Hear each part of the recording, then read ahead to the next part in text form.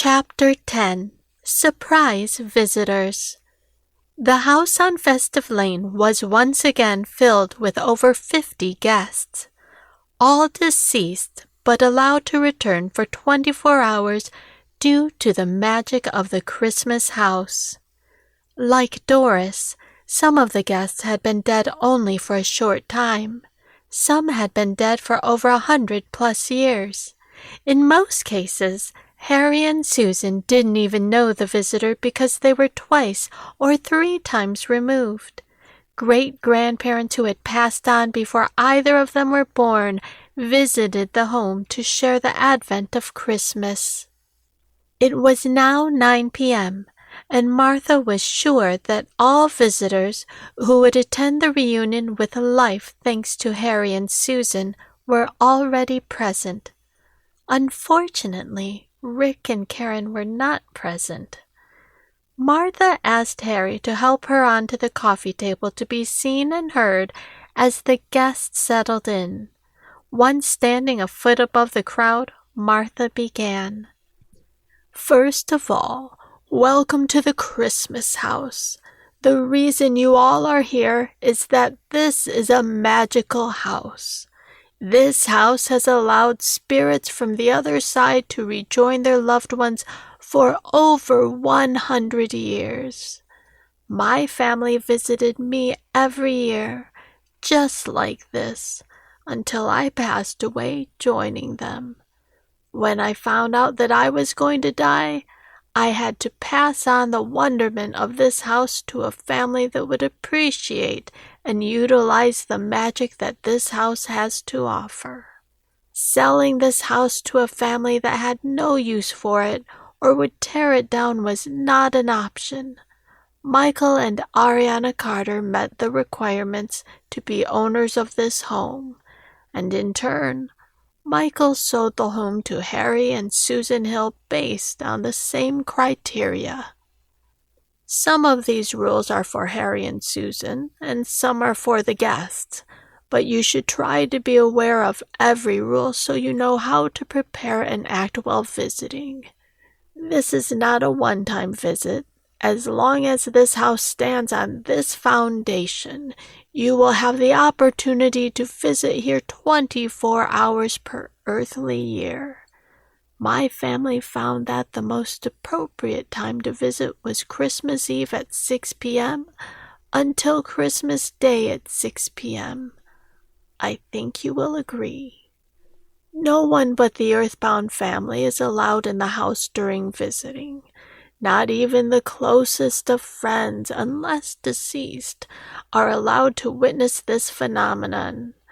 If someone enters the house that is not family by chance, all of the visiting guests will disappear immediately. Once you are here, you are in human form. You can eat, drink, smoke, and feel just like you did when you were living. Keep this in mind. If you used to get sick from drinking too much when you were alive, you would get sick again. You are human for 1 full day, so be very careful. Pain is genuine once again. You may not knowingly bring or take back anything that is not consumable. Consumables are food, drinks, tobacco, not televisions, cars, or ties. This is very important. If you ever bring, take back, or leave behind an object of mass and matter that cannot be consumed, you will never be allowed to return. Bringing animate objects between the real and spiritual world is dangerous and is not permitted. No exceptions. Knowingly is also a key word. You will not be penalized if you place a handkerchief in your pocket and you forget that you have it and then return. Thus, all gifts given must be consumable and not tangible. That is why trays of cookies and cakes were sent with you this first time. You must return with the empty trays you brought with you when you depart this house. Sharing information about what heaven is like is strictly forbidden. I have already shared some information with the Hills, but this isn't my first rodeo. No one else will discuss heaven with the living. 24 hours is 24 hours. You must start your departure when the grandfather clock chimes 6 times. Oh my, you don't have a grandfather clock, do you, Susan? Okay then. When the church bells ring at 6 p.m. on Christmas Day Eve, you will begin to exit the home. The order of leaving is the reverse of how you arrived. In other words, the immediate family is always the first to arrive and the last to leave. The more immediate the family member, the more time they are allowed. But this is still approximately 24 hours, give or take a few minutes. Again, if this rule is broken, you will be returned immediately and not allowed to visit again. Guests are to stay in the confines of this house at all times, except during arrivals and departures. Of course, Harry and Susan's family that live here year-round can come and go as they please. Remember, this 24-hour period is no different than a 24-hour period when you were living. Thank you all for understanding the rules of this grand new house that looks wonderful and filled with love. I hope you will enjoy it as much as I have and as much as I still do. Thank you all once again, Martha concluded. The guests applauded, and Harry assisted Martha down from the coffee table. Do you have any questions for me, Harry? Asked Martha. Yes, as a matter of fact, I do, Martha. Where are Rick and Carin? Why aren't they here? Harry asked. There is usually a 1-year waiting period for visitations from someone who has just passed. I'm sure Rick and Carin will be here next year, Martha replied. But then why is Doris, Lindsay's mother, here? She just passed away a few weeks ago, pushed Harry as Susan joined the conversation. You aren't going to let this go, are you? Martha asked. No, we're not, Susan answered. Why don't we go talk somewhere a bit more private? Suggested Martha. Harry and Susan led the way to Harry's downstairs office. Once inside, Harry locked the door. Okay, Martha, so where is my sister? Asked Susan. Your sister and her husband are sorting things out. Did you receive a letter from Carin asking you to care for the children in case of her demise? Asked Martha.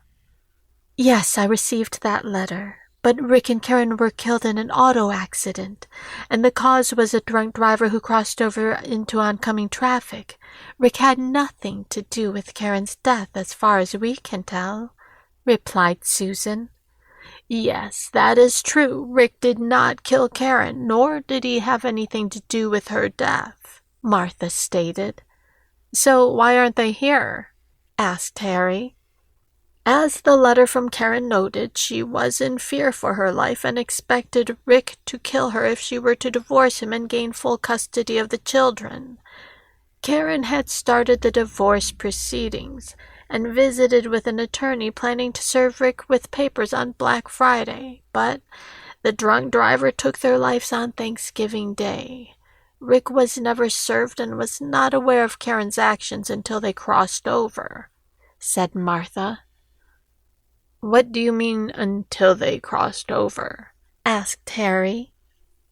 When people die, they face a kind of hearing upon arrival. They are asked questions about their lives and the people in their life.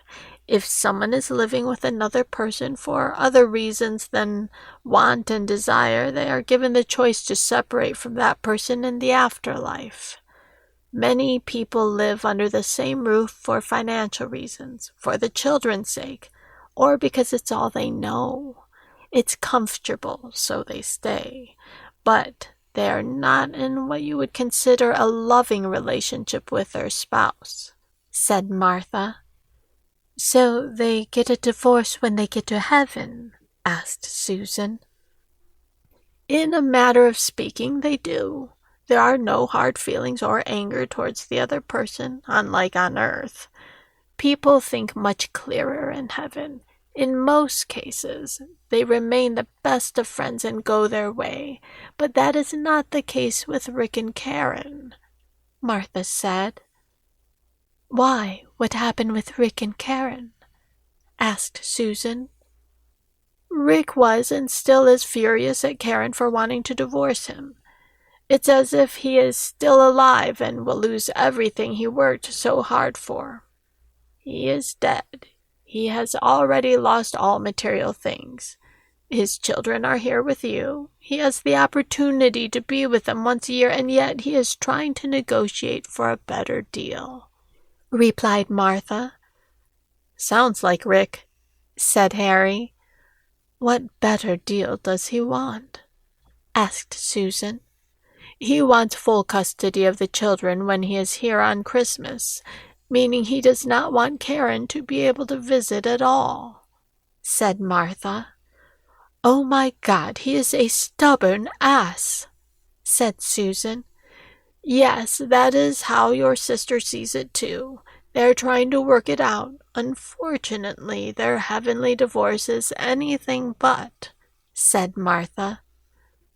So they aren't here to see their kids because they can't come to terms with their own life choices even in the afterlife? Are they crazy? Don't they realize what a gift they have received to be able to visit their kids once a year?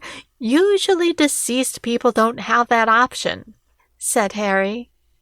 So why can't they take turns coming here? One comes 1 year and the other comes the next year, or one comes for 12 hours and then leaves and the other one comes, or something like that, asked Susan. Because that's not how it works. This is supposed to be a happy reunion, not a sorrow-filled argument about how Daddy won't let Mommy come see me, said Martha, and she continued. As well, they can settle their differences. They will not be allowed to come together because, as I mentioned when going over the rules of this house, pain is genuine, and there is a fear that Rick might try to hurt or kill Carin, said Martha. Kill Carin? How is that possible? She's already dead, said Harry. Not when she is here, Harry. Like the others, she takes on a human form when she visits.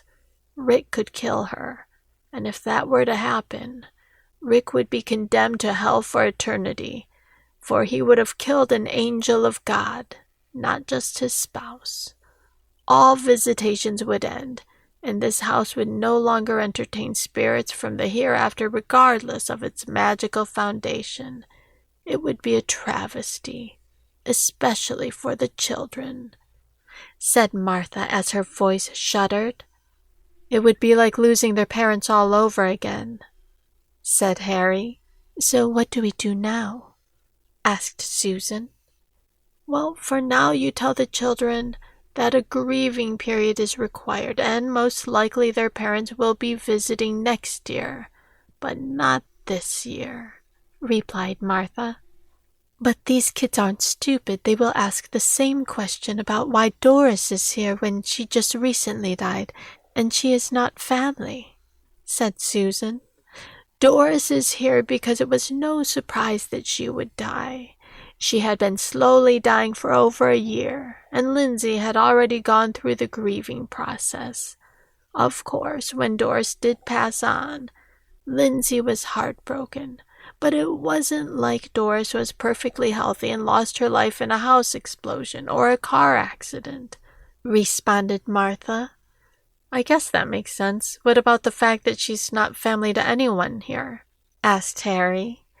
She doesn't have to be family to visit you, Harry. Deceased friends can come visit you and your family, but only living family can be in the house to visit with the deceased. Thus, you can't invite a friend from work to come to Christmas Eve dinner and meet all your deceased relatives and friends, said Martha. Okay, I thought the friend thing applied to both sides. It's too bad Lindsay isn't here to see her mom again. She's never going to believe us when we tell her, said Susan. You won't have to worry about that, Susan. Lindsay will be here before her mother returns to heaven, said Martha. Is Lindsay dead too? Asked Harry. Oh, heavens, no. She is on her way back because the storm was too much and the interstate had been closed on the way to Omaha. Besides, Harry, would I do that to Max? Asked Martha. Max! He's still outside. I wonder if he barfed yet. I better check on him, said Harry as he left the office. We should get back to the party as well, my dear. Enjoy the company of your parents and the other people you haven't seen in years, said Martha. I think that's a great idea. I'll talk to the kids and explain the situation. I hope they understand, replied Susan.